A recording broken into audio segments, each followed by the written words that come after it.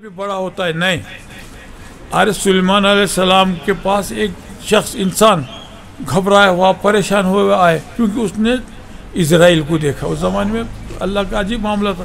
اسرائیل کو دیکھا تو گھبرایا کیا میری جان لینے کے واسطے آ گیا. تو کیا کہا اس نے سلیمان علیہ السلام مجھے ہندوستان پہنچا دیے.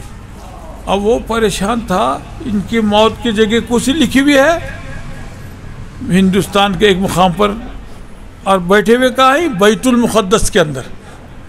تو اب اسرائیل پریشان کہ ان کی روح کھینچنے کے لیے تو اتنا ٹائم تھوڑا باقی رہا اور یہ جو ہے ابھی تو یہاں ہے. گھبرا کے فوراً انہیں سلیمان علیہ السلام کے پاس گیا کہ مجھے جلد سے جلد ہندوستان پہنچا دو. آپ نے ہوا کو حکم دیا. منٹوں میں پلک جھپکے تک تخت لانے والے کو بھی سن لیا اللہ کے ولی کو. اب یہاں کیا ہوا سلیمان علیہ السلام شجدر ہیں کہ تخت کا تو معاملہ یہ ہوا. اب یہاں موسیٰ تو ہم موسیٰ کا واقعہ کیوں بیان کرنا شروع کیا تاکہ لوگوں کو معلوم ہو جائے کہ شریعت کا علم پیغمبر بتاتے ہیں. باطن میں تو سب کو نوازتے وہ ولی بننے والا بھی انہیں کی طفل میں ولی بنتا ہے. تو اب سلیمان علیہ السلام ہمارے لیے ایک یادگار کام کر کے اب موسیٰ کلیم اللہ کا واقعہ قرآن میں کیوں ہے کہ لوگ یہ نہیں سمجھنا کہ نبی کس سے بڑا مرتبہ کس کا ہوا. موسیٰ کلیم نبیوں سے بڑا مرتبہ ولیوں کا نہیں. اب موسیٰ کلیم اللہ علیہ السلام ایک مرتبہ ایک امتی نے پوچھا اے موسیٰ اس وقت سب میں بڑھ کر کون ہے. تو کہا میں. اللہ کو کس کی بھی میں پسند نہیں. کیا کرے پھر موسیٰ علیہ السلام نے اللہ سے کہا اللہ کوئی اگر تیرا محبوب بندہ ہے تو بھیج میں بھی ان سے کچھ یہ کرتا ہوں. تو اب یہاں کیا ہے شریعت اور طریقت کو بتایا جا رہا ہے. یعنی یہ نہیں کہ شریعت کا جو ہے معاملہ پیچھے پڑ گیا اور ولی کا معاملہ آگے پڑا. نہیں ولی ہے اسی نبی کے اتباع کرنے پر. اب خضر علیہ السلام آئے. اب دنیا میں موسیٰ سے پہلے خضر کا واقعہ تو بعد میں بولوں گا لیکن ایک واقعہ سنیا موسیٰ علیہ السلام کا کہ امتی نے پوچھا اے موسیٰ اس وقت سب میں بڑا کون ہے. وہ بولے میں ہوں. اللہ کو کسی کی میں پسند نہیں آتی. پوچھا اللہ تعالیٰ نے سلیمان موسیٰ کلیم اللہ علیہ السلام سے اے موسیٰ تم کیسے کہہ دیے کہ تم سے بڑے کوئی نہیں تم سے بڑے بھی ہیں. تو اللہ ارشاد فرمایا تو آپ نے ارشاد فرمایا کہ میرے کو اس کے پاس بھیج میں ان سے کچھ علم سیکھوں گا. پھر تو اللہ تعالیٰ نے موسیٰ کلیم اللہ علیہ السلام کو کہا ایک مچھلی تل کے لے یہ جہاں زندہ ہوگی اور پانی میں رہ لے گی وہ آپ کے ملنے کی جگہ ہے. تو اب موسیٰ کلیم اللہ علیہ السلام نے اپنے ساتھ یوشع بن نون کو لیا جو ان کے بعد نبی بنے. یوشع بن نون اور سلیمان موسیٰ کلیم اللہ دریائے کے کنارے چلتے چلتے دریا کے پاس آئے. تو وہاں کیا ہوا آپ نماز میں مشغول تھے موسیٰ کلیم اللہ علیہ السلام اور آپ نے جو ہے کھانا کھانے کے لیے جب توشہ کھولا ان کے ساتھی یوشع بن نون نے موسیٰ تو عبادت کر رہے تھے آپ خالی بیٹھے ہوئے تو کھانا بھوک تو سب کو لگتی چاہیے انسان ہے. تو جھٹ آپ نے مچھلی کو کھول دیا یہ توشہ وہ مچھلی زندہ ہو کے پانی میں راہ بھی لے لی. اور زندہ ہونا کس کی کرامت ہے یہ ولی کی. کس کے واسطے جائے گئے تھے ولی کے پاس جا رہے تو ولی نے پہلی کرامت یہ کری کہ مچھلی زندہ ہو کے پانی میں راہ لی خضر علیہ السلام کی. تو آپ موسیٰ کلیم اللہ علیہ السلام نماز سے فارغ ہوئے یا عبادت سے فارغ ہوئے تو آپ کہہ دوں گا انسان ہے فطری تقاضا ہے. بھول چوک انسان کے پیچھے لگی ہوئی ہے. بھول گئے موسیٰ کو بولنا یاد نہیں رہا یوشع بن نون کو. اب موسیٰ سفر چالو کیے. کہا اے یوشع آج مجھے سفر میں بڑی تھکان معلوم ہو رہی ہے. جھٹ کہا یوشع بن نون نے اے موسیٰ مجھ تمہیں بولنا ہی بھول گیا وہ مچھلی زندہ بھی ہو گئی اور پانی میں راہ لے لی. تو بولے وہ تو ہماری ملنے کی جگہ تھی. الٹا واپس آنا شروع ہوئی. جب واپس آئے اس مقام پر تو دیکھا کہ خضر علیہ السلام تشریف فرما ہے. کہا السلام علیکم یا موسیٰ. تو آپ نے کہا آپ کو میرا نام کیسے معلوم. خضر سے کہا آپ کو میرا نام کیسے معلوم. آپ نے کہا آپ کو اس سے کیا مطلب ہے. پھر آپ نے کہا میں آپ سے علم سیکھنا چاہتا ہوں. تو آپ نے ارشاد فرمایا تم میرے حرکات و سکنات پہ صبر نہیں کر سکو گے. اعتراض کری آپ نے کہا میں اعتراض کیا تو میرا معاملہ برخاست۔ اب یوشع بن نون وہاں سے واپس آئے، خضر اور موسیٰ دریا دجلہ کے کنارے سے چلتے چلتے ایک کشتی ہے، کیونکہ دریا کے اس پار جانا ہے، تو پار انسان کشتی کے سوا تو جا نہیں سکتا، تو جھٹ ایک کشتی والا نظر آیا، موسیٰ کو پہچانتے تھے، خضر کو بھی پہچانتے تھے، اپنی کشتی میں بٹھا لیا بلا اجرت، بلا پیسہ لیے، اور سفر چالو ہوا۔ ایک جگہ پہ بادشاہ کی سرحد ہے، اور وہ بادشاہ اچھے اس کو لوٹ کے جیسا لیتے تھے، ویسا زبردستی وہ حلب کرتے تھے۔ تو حکم ہوا خضر کو الہام کے ذریعے، الہام، اور وہی تو جبریل امین لاتے ہیں۔ الہام انسان کا جو دل ہے وہ ٹی وی ہے، قلب المومن مرآت الرب، مومن کا دل اللہ کا آئینہ ہے جس میں مشاہدہ حق ہوتا ہے۔ قلب المومن عرش اللہ تعالی۔ اب اللہ تعالیٰ نے خضر کو حکم دیا، اگر جبریل آ کے بولتے کہ موسیٰ یہ غریب لوگوں کی، ملاؤں کی کشتی ہے، پیسے مانگ کے کر کے وہ لوگوں نے اب کشتی خریدی ہوئی ہے، اور وہ بادشاہ خطرناک ہے جو اچھے کشتیوں کو ضبط کر لیتا ہے، تو آپ نے کیا کیا، ایک تختہ نکالنا شروع کیا عیبدار بنانے کے واسطے۔ جیسا بادشاہ کے لوگ گھسے، آپ نے تختہ نکالا، تو موسیٰ نے اعتراض کیا، اے خضر بلا اجرت بیچاروں نے ہم کو اندر بٹھایا تھا اور تم یہ حرکت کر دیے۔ آپ نے کہا پہلی غلطی معاف۔ وہ لوگ گھسے، دیکھے تو پانی آ رہا ہے، خراب کشتی ہے شاید سمجھ کے چھوڑ دیے، اس کے بعد آپ نے وہ تختہ دبا دیا۔ اب چلتے چلتے ایک مقام پر پہنچے کہ وہاں بچے کھیل رہے تھے، جھٹ خضر نے تلوار نکالی، ایک بچے کو قتل کر دیا۔ اگر پیغمبر کے پاس معلوم کرنے کے لیے جبرائیل آ کر کہتے تو آپ کے پاس نہ اس وقت جبرائیل آئے نہ اللہ تعالیٰ نے کلام کیا، خالی خضر کی حرکت نظر آئی، تو آپ نے کہا یہ پہلی غلطی معاف۔ ایک کنارے پہ جا کے پہنچنے تک بادشاہ کے لوگ گھسے، دیکھے خراب کشتی ہے، چھوڑ دیے، تختہ دبا دیے۔ اب اس کے بعد وہ رستہ چلتے چلتے ایک بچے کھیل رہے تھے، ایک بچے کی گردن اڑا دی، کہا اے خضر تم نے بہت بڑا گناہ کیا، کوئی غلطی نہیں کی، اس نے جرم نہیں کیا اور کوئی معاملہ ایسا نہیں، اور تم نے ختم کر دیا، بہت بڑی غلطی کی۔ آپ نے کہا یہ دوسری غلطی معاف۔ اب ایک مقام پہ پہنچے، وہاں کے لوگوں سے کہا ہمیں کچھ کھلاؤ، ہمیں پلاؤ، ہمارے کو رکھو، مہمان نوازی کچھ کرو۔ نہ لوگوں نے کھلایا، نہ پلایا، نہ مہمان نوازی کی۔ آپ اس مقام پہ پہنچنے کے بعد دیکھا کہ ایک دیوار ہے اور گر گئی ہے، وہاں تک اس دیوار کو باندھو۔ تو موسیٰ نے اعتراض کیا ایسے لوگوں کا کام کرنا چاہتے ہو جنہوں نے ہمیں کھلایا نہیں، پلایا نہیں، کوئی مہمان نوازی نہیں کی، اور تم جو ہے ایسے لوگوں کا کام کرنا چاہتے ہو؟ آپ نے کہا یہ آپ کی تیسری غلطی۔ جٹ آپ نے دیوار کو باندھ کے تکمیل کیا اور کہا اے موسیٰ تم سمجھتے ہیں کہ میں نے جو بھی کام کیا اپنے دل سے کیا؟ نہیں، میں کوئی کام اللہ کے حکم کے خلاف ورزی نہیں کر سکتا، مجھے الہام ہوا۔ ولی کو کیا ہوتا ہے؟ الہام۔ اب الہام کا سلسلہ پہلے سے تو جاری ہے۔ اب یہاں دیوار باندھنے کے بعد کہا موسیٰ نے، خضر نے، اے موسیٰ تم نے ہر چیز کو اعتراض کیا، آپ کو کیا معلوم کہ میں نے کوئی کام اپنے دل سے نہیں کیا؟ اللہ نے حکم دیا، غریب ملاؤں کی کشتی ہے، چندہ پٹی کر کے انہوں نے خریدا ہوا ہے، اور بادشاہ دیکھ لے گا تو یہ اچھی کشتی ضبط کر لے گا، تو ان کی کشتی کو بچانے کے خاطر ملاؤں کے اللہ نے حکم دیا کہ اس کو عیبدار کرو، تو آپ نے عیبدار کیے۔ اور دیوار جو ہے، میں اس سے پہلے جو واقعہ بچے کو قتل کا، تو آپ نے کہا اے موسیٰ پہلے مطلب تو سمجھ گئے، اب دوسرا بھی مطلب سمجھیے کہ میں نے جو بچے کو قتل کیا میں نے اپنی مرضی سے ختم نہیں کیا، مجھے اللہ نے الہام کے ذریعے حکم دیا اس کو قتل کرو، تاکہ یہاں جو معاملات ہوں گے یہ بچے کو قتل کرنے کا تو چھوڑ دینے کا ہو گیا۔ اب دیوار کے بارے میں اپنے کہا میں دیوار اپنے دل سے تھوڑی باندھا، کیوں باندھا؟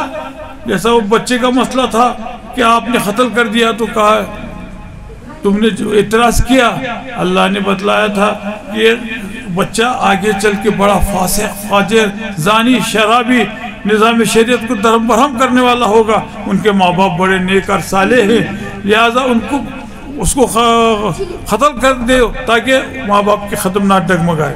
بچے کو قتل کرنے کے بعد ان کو ایک بچہ ہوا، اور اس کے واقعات کے بعد جو واقعات بیان کی گئے کہ قتل کا واقعہ کیوں ہوا تھا، اللہ کا منشا تھا.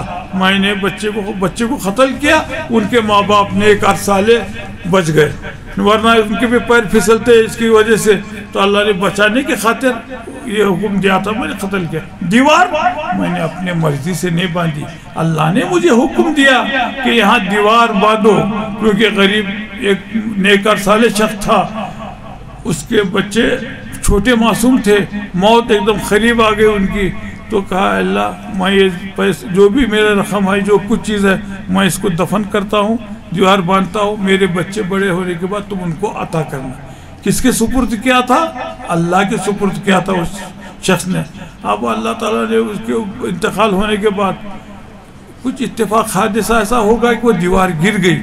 اب ڈر تھا کہ اس نے تو میرے حوالے کیا ہوا ہے، کوئی دوسرا دیکھ لیں گا اور وہ لے کے چلے جائیں گا، بچے محروم ہو جائیں گے. تو بچوں کی امانت کی خاطر میرے کو حفاظت کے لیے دیوار توڑنے کے لیے گری ہوئی تھی، بننے کا حکم دیا. تو میں نے یہ کام بھی اپنے دل سے نہیں کیا. اب خضر نے کہا آپ جب پیدا ہو رہے تھے اس وقت کیا ہوا تھا؟ موسیٰ کے زمانے میں کون؟ فرعون. ابراہیم کے زمانے میں نمرود. اب یہ فرعون کے بارے میں مشہور تھا کہ اس نے ان کے پاس کے جو ایک لوگ تھے واقعات بیان کرنے والے مختلف قسم کے، تو اس کو بتلائے تھے کہ ایک بچہ ہے ایسا پیدا ہوگا جو تیری حکومت کو ختم کرے گا، تیرے دین کو ختم کرے گا. تو اللہ تعالیٰ نے موسیٰ کو الہام کیا تھا اس زمانے میں، تو اب بچے تھے پیدا ہوئے. تو موسیٰ کلیم اللہ علیہ السلام کے والدہ نے اپنے بچوں کو بچانے کے خاطر کیا کیے؟ ایک صندوق بنائی، موسیٰ کو اندر رکھا اور دریائے نیل میں پھینک دیا. اس وقت ان کی بہن تھی موجود. بہن نے کیوں نہیں کہی آیا ماں یہ تو دروازے کیسے، یہ تو کیسا ہے واقعہ کہ بادشاہ کو اطلاع ہو گئی تو ہر بچے کو قتل کرتا ہے، میرے بچے کو بھی قتل کریں گا، اس لیے میں باضابطہ اس کو محفوظ کر کے صندوق میں ڈالی، لکڑی کو بنائے ہوئے دریا نیل میں پھینک دی اور کہا اللہ تو یہ میرے بچے کی حفاظت فرما. اب وہ بچہ بہتے بہتے دریا نیل سے کہاں پہ پہنچا؟ فرعون کے گھر کے قریب، جہاں وہ لوگ میاں بیوی آسیہ اور فرعون کیا کر رہے تھے؟ تفریح کے واسطے آئے ہوئے تھے. جب دیکھا کہ ایک صندوق بہتے ہوئے آ رہا ہے، فوراً آپ نے اس کو اٹھا کے لیا، ڈبہ کھولے لکڑی کا. تو موسیٰ کلیم اللہ علیہ وسلم معصوم بچہ. تو آسیہ نے کہا اے میرے شوہر، اپنے کو تو اولاد ہے نہیں، کیوں نہ اپن اس کو اپنا بیٹا بنا لیا اور اس کی پرورش کرے. آپ نے کہا یہ بھی سچ ہے. تو وہ بچے کو لے کے آئے. اب موسیٰ کلیم اللہ علیہ السلام معصوم بچے فرعون کے گھر میں پہنچ گئے. پانی میں سے نقصان پہنچنے کو مسئلہ نہیں رہا. اب گھر میں پہنچے تو دودھ کے واسطے انایا کو بلایا جانا شروع ہوا. کس کے تھن کو آپ منہ لگاتے نہیں، کسی کا دودھ پیتے نہیں. وہ بہن جو دیکھتے دیکھتے آ رہی تھی وہاں پہنچی تو دیکھا کہ انایوں کو بلایا جا رہا ہے اور کسی بھی انا کا آپ دودھ پینے کے لیے تیار نہیں ہے. تو کہا میں ان کو ایک ایسی عورت لا کے دیتا ہوں جس کا یہ دودھ پیں گی. اور بہن نے کہا لا کے سیدھا ماں کو بتائی، یہ ان کو دودھ پلائے گی. تو جیسا ہی ماں کے گود میں آئے خوشی کے ساتھ دودھ پینا شروع کر دیا. اب دودھ پینا شروع جب کیے تو اس وقت کیا تھا؟ کھانا بھی بچے کو تو سوال نہیں، صرف دودھ کا سوال تھا. تو اب موسیٰ کی والدہ دودھ پلانے کو بھی جانا شروع ہو گئے. تو اللہ نے کیسا بچایا؟ ایک مرتبہ فرعون کی داڑھی کو آپ نے لوچا. تو کیا آسیہ نے کہا بچہ ہے اس کو کیا شعور، ایسا کرو بولے تمہارے کو بتاتی ہوں. ایک رکابی میں آگ، ایک رکابی میں پھول. جھٹ موسیٰ کلیم اللہ علیہ السلام بچے سامنے لے کر آئے. تو آپ پھول کی طرف ہی ہاتھ بڑھ رہا تھا. جبرائیل نے ہاتھ اٹھا کے کس پہ رکھا؟ کوئلے پر. ایک کوئلہ آپ نے اٹھا کے منہ میں ڈال دیے. تو اب بادشاہ نے کہا نہیں بولے اس کو شعور نہیں ہے، بچوں کو کیا معلوم، چھوڑ دیے وہ کام. بچہ بڑا ہوتے ہوتے ہوتے کیا ہوا؟ اللہ تعالیٰ بتا رہے، خضر بول رہے کہ یہ واقعہ بھی تمہارے ساتھ تھا، اس وقت تم کو کس نے بچایا؟ اللہ نے بچایا۔ جو اللہ اس وقت تم کو بچا سکتا ہے کہ ایک کشتی کو نہیں بچاتا تھا؟ تو آپ نے سمجھ گئے کہ غلطی ہے۔ اور پھر آپ نے کہا جب آپ کا برادری کا آدمی اور تمہارے فرعون کی برادری کا آدمی اور موسیٰ کی برادری کا آدمی آپس میں لڑ رہے تھے، آپ موسیٰ اس کے سامنے سے گزر رہے ہیں، تو موسیٰ کی برادری کے آدمی نے کہا اے موسیٰ میری مدد کرو۔ آپ نے کچھ سوچا نہ سمجھا، اٹھایا چڑھا دیا آستین، ایک گھوسا لگا دیا، وہ وہیں پہ مر گیا۔ اب فرعون کو معلوم ہوا کہ بچے کے جو شہید بچہ جو مر گیا، تو اعتراض آپ نے جو کیا تھا، آپ دیکھیے اب انہوں جو ہے مار دیے۔ مار دینے کے بعد موسیٰ کلیم اللہ علیہ السلام کے پاس بولنے والے لوگ آنا شروع کیے کہ بادشاہ آپ نے راہ فرار اختیار کی۔ کہاں پہنچے؟ موسیٰ کلیم اللہ علیہ السلام ایک مقام پر پہنچے جہاں پہ شعیب علیہ السلام کے بچے اپنے جانوروں کے لے کے ٹھہری ہوئے ہیں، اور دوسرے لوگ سب آ رہے اور اپنے جانوروں کو پانی پلا رہے جا رہے۔ آپ نے کہا اے بچیوں تم کیوں نہیں اپنے بچے پانی پلاتے جانوروں کو؟ تو بچیوں نے کہا ہم عورت ذات اور وہ سب مرد آدمی ہیں، جب یہ لوگ پلا کے چلے جاتے ہیں تو پھر ہم اپنے جانوروں کو پانی پلاتے۔ تو آپ بھی تھکے ماندے تھے، آپ بھی پریشان حال تھے، تو آپ نے کہا کیا کرا آپ نے موسیٰ کلیم اللہ علیہ السلام نے کہ دوسرے واقعے کے اندر جو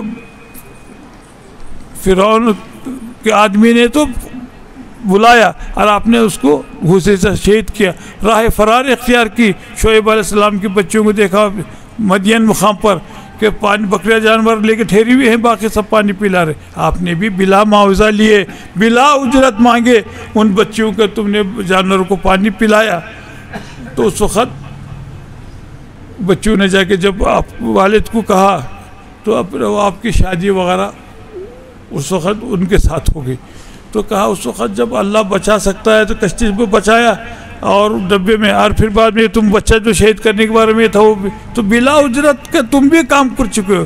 تو تین واقعات ہوتے نا، بچے کے بارے میں کشتی کا معاملہ بھی طے ہوا، کیوں دیوار کا معاملہ بھی۔ عباس شاعری نے کہا وہ جو خضر نے ایک نیک اور صالح شخص تھا، اس کے انتقال کا وقت قریب آیا تو اس نے چند درہم کے تھے، کیا چیز تھی، اللہ تعالیٰ نے اس کے وہاں پہ انہوں نے دیوار باندھی اور وہ دیوار ان کا انتقال ہو گیا۔ چند دنوں کے بعد دیوار گر گئی، تو بلا معاوضہ لیے، بلا اجرت لیے، اس وقت جب خضر نے کام کیا دیوار باندھی، تو اب یہاں پر کیا مثال دی گئی؟ پہلے بچے کی جگہ پہ تو قتل کا آپ کو جو ہے کشتی کے بارے میں کہا کہ تم توڑ کے عیبدار کرنے پہ اعتراض کیے، تمہارے ماں نے صندوق بنا کے جب بھیجی تھی تو کون بچایا؟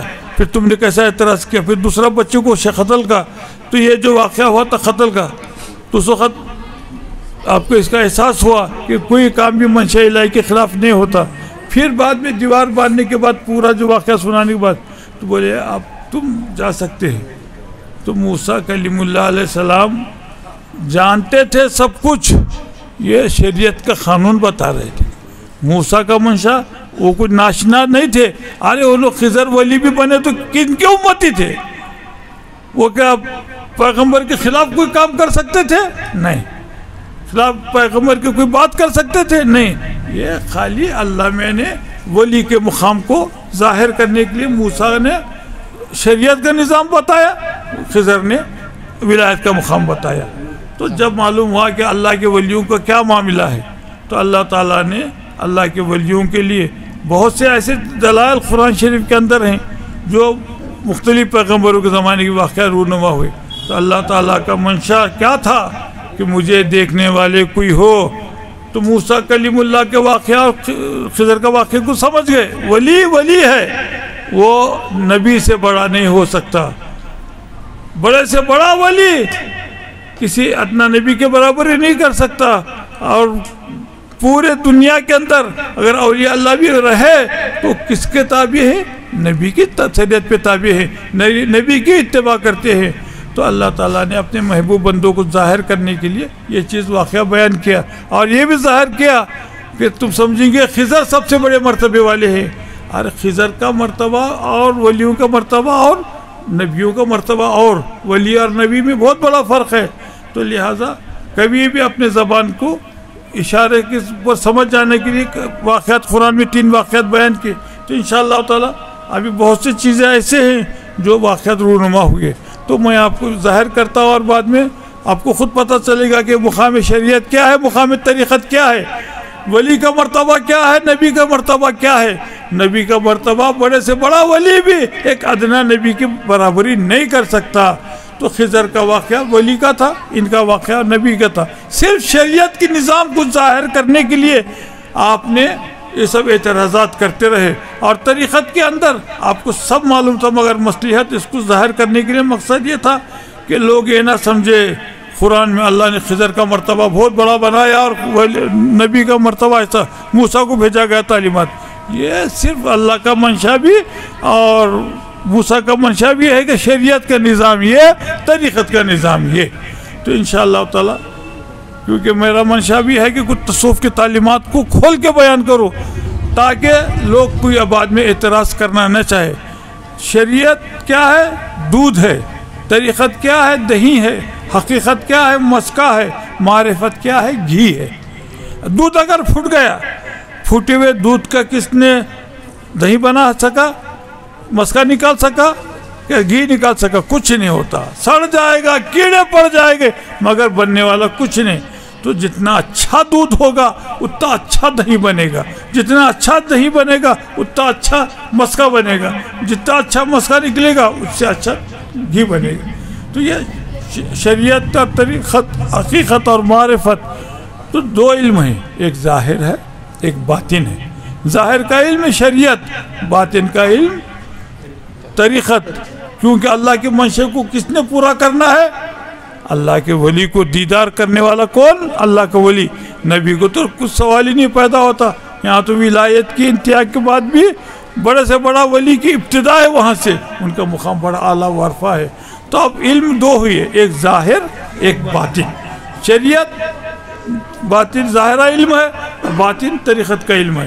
ابو ہریرہ رضی اللہ تعالیٰ عنہ نے کہا صحابہ سے کہ میں سرکار دو عالم صلی اللہ علیہ وسلم سے 2 قسم کا علم سیکھا ہوں. ایک علم وہ ہے جو تم میرا ادب کرتے ہو، میں جو بولتا ہوں اس کو شریعت کے موافق سنتے ہو، اور دوسرا علم ہے طریقت کا.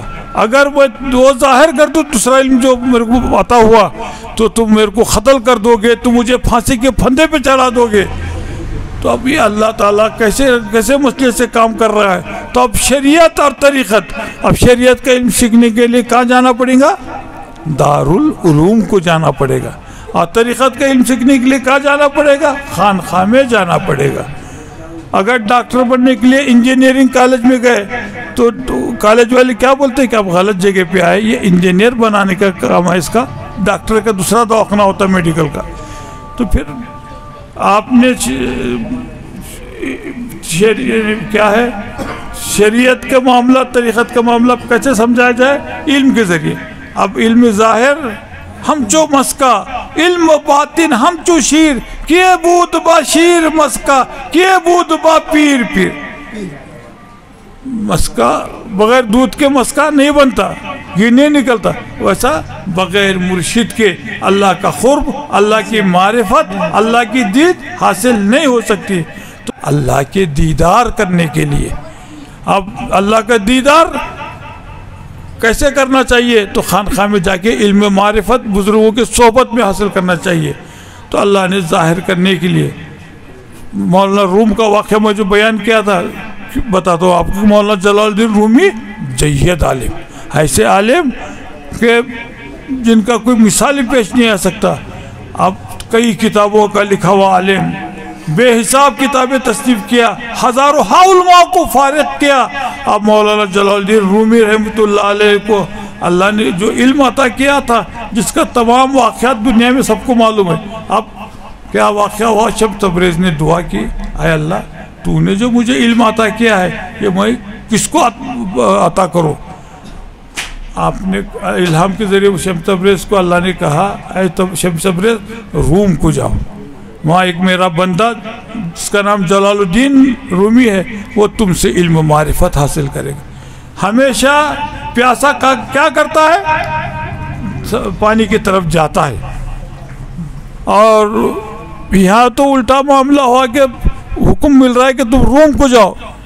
آپ پہنچے روم میں۔ اب روم میں پہنچنے کے بعد دیکھا کہ جلال الدین رومی کا مقام تو اعلیٰ و عرفہ، بڑا شاہی ٹھاٹ کا بنگلہ، حوض، مچھلیاں، بہت اصول کے لحاظ سے دنیا میں شریعت کے نظام کے تحت بغیر کھٹکا کس کو دیے، بغیر اجازت لیے کہ گھر میں جا سکتے کیا؟ نہیں جا سکتے۔ اب شمس تبریز نے محبت کے زور پہ دروازہ کھلا تھا، سیدھا گھس گیا اندر ڈائریکٹ۔ تو اس سے مولانا روم نے دیکھا کہ کوئی تو بھی پاگل آدمی آ رہا ہے جو کھٹکا نہیں دیا، اجازت طلب نہیں کہ اندر آ رہا ہے۔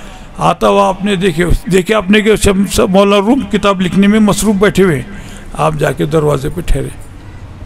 بہت دیر ہوئی، نہ آؤ بولتے، نہ بیٹھو بولتے، نہ پوچھتے، نہ کچھ کرتے، کیونکہ میرے کو بغیر اجازت کیا آیا، میرے کو دیوانوں سے کوئی لینا دینا نہیں۔ اللہ میں کو رحم آیا، حالانکہ آپ نے کہا بھی، پوچھا بھی، مولوی یہ چیز جو کتاب لکھ رہے تھے یہ کیا ہے؟ آپ نے دیکھا ہے تو بغیر اجازت کے اندر گھس کے آیا، دیوانہ معلوم ہو تو اس کو کیا؟ تو کہا یہ علم تو نمی دانی، یہ علم ہے تو اس کو نہیں جانتا۔ بیٹے وہ تو تیرے کو سکھانے کے لیے آ رہا ہو تو ماننے کو بھی تیار نہیں۔ اب اللہ کو رحم آیا، مولوی تو بلا رہے نہیں، بیٹھو بول رہے نہیں، پوچھنے کو تیار نہیں، ٹھہرے ٹھہرے یہ واقعہ ہوا۔ تو اب اللہ تعالیٰ نے کیا کیا؟ پیشاب آیا مولانا روم کو، تو جا رہے ہیں تو باہر نکلنے کے خط تو بول رہا تھا کیوں جی حضرت کیوں آئے، کیا بات ہے؟ کون بات نہیں کرتا اس کو، کیونکہ یہ تو بے اجازت لے کے اندر آیا ہوا ہے۔ سیدھا وضو کرنے کا سے گئے، وضو کیے۔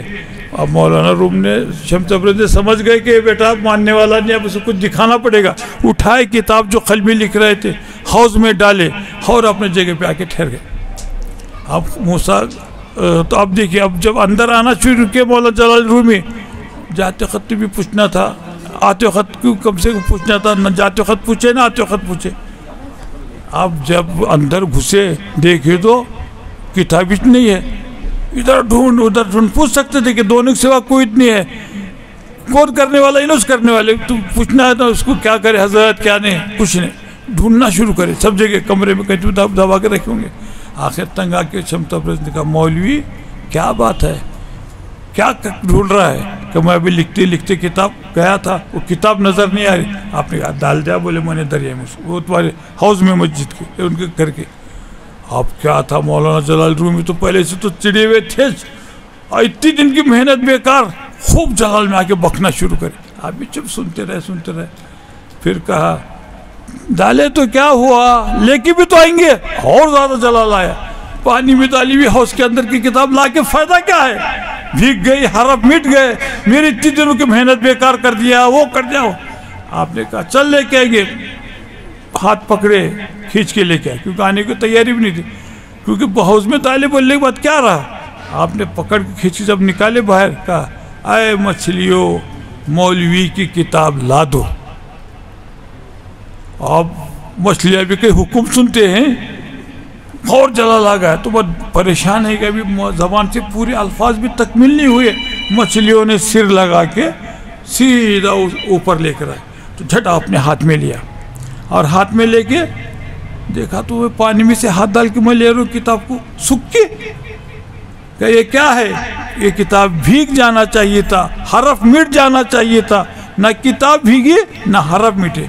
یہ چیز تو آپ نے بھی کہا، یہ علم معرفت تو نمیدانی، یہ علم معرفت ہے، تو نہیں جانتا اس کو۔ کیسا نہیں جانتا؟ مولویوں کو سب معلوم ہے کہ بغیر مرشد کے اللہ کی دید نہیں ہو سکتی۔ تو آپ نے کیا کیا؟ حضرت میرے سے غلطی ہوئی، مجھے معاف کرو، مجھے مرید بناؤ۔ آپ نے کہا اچھا، میں آیا تو اسی لیے تھا، تو ماننے کو تیار نہیں تھا، تو کیا کروں، یہ کرنا پڑا۔ آپ نے مرید بنایا، ایک ہی توجہ کے اندر اللہ کا ان کو دیدار کرا دیا۔ آپ مولانا جلال الدین رومی نے قیامت تک آنے والے علماء کرام کو مخاطبت کی، کیا لکھا؟ شریعت کیا ہے؟ مدرسے کا علم تھا. طریقت یہاں پر اللہ کی دید کرائی جاتی ہے. حافظ، عالم، مفتی، محدث کچھ بھی بننے دو، اللہ کی دید اس سے نہیں ہوتی. اگر ہوتی تو مولانا جلال الدین رومی لکھ دیتے یہ کرو وہ کرو. تو آپ نے کیا لکھا؟ سب کتابوں کو آگ لگا دو، جان و دل ایک صاحب دل کے حوالے کر دو. تب مولویہ بولیں گے کتابوں کو آگ لگا دو. عالم ہوتے ہوئے ایسی بات کر رہے ہیں، ان کو کیا معلوم تھا؟ انہوں بولے ہم تو سب جانتے ہیں اور تم جو ہے ہم کو بولتے کتابوں کو آگ لگا دو. تو مولانا جلال رومی نے کیوں کہا؟ لوگ سمجھتے ہوں گے مولانا لوگ سب میں اعلیٰ وارفا ہیں، فقیروں کی کوئی حقیقت نہیں. اللہ نے ظاہر کیا. کیا ہوا کہ مولانا جلال الدین رومی جب اللہ کی دید سے مستفیض ہوئے تو قیامت تک آنے والے علماء کرام کے لیے آپ نے کیا لکھا؟ صد کتاب و صد ورق در نار کن، جان و دل را جانب دلدار کن. اب مولانا جلال الدین رومی تو کھل کے کتابوں میں سب لکھنا شروع کیے. تو ایک شخص بڑا شایا شملہ پہن کے بڑے شو اور پٹ اپ کے ساتھ آیا. تو آپ نے لکھا کیا لکھا؟ جبہ و دستار علم و خیل و خال، جملہ در آب روا افتاد جبہ تیرا شایا، تیرا علم و خیل و خال سب دریا میں پھینک دے، اس سے کچھ حاصل ہونے والا نہیں. مولوی صاحب تمہارے علم کو بھی، تمہارے عقل کو بھی، تمہارے سب چیزوں کو پوٹلی بنا کے اندر پھینک دو، کسی نہ کسی پیر کامل سے وابستہ ہو جاؤ، اللہ کی دید ہوگی. بیٹھو جی بیٹھے.